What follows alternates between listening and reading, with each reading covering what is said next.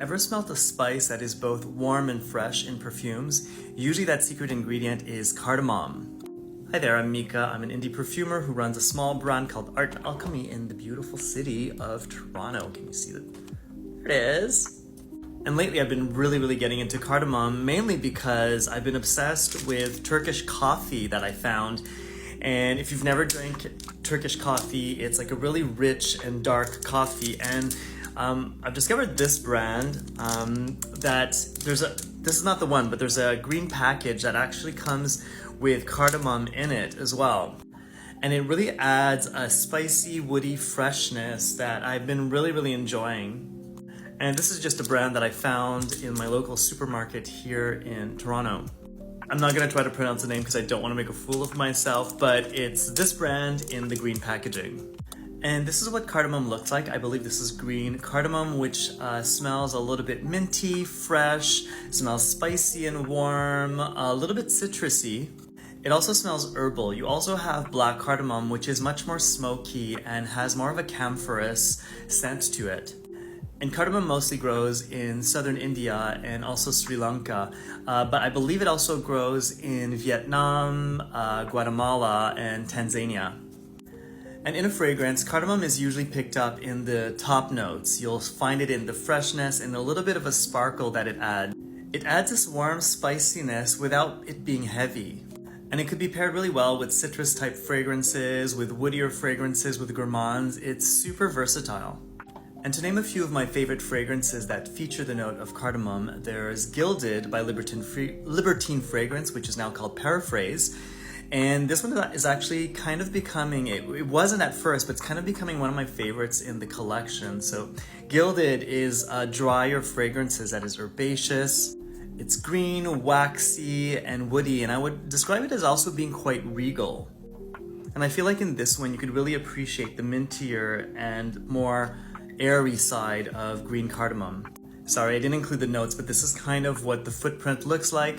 Interestingly, there's the presence of Immortelle, which is a whole other video in itself, which I'll get to at some point. The next one on my list is A City on Fire, and this one is not for the faint of heart because it's hella smoky.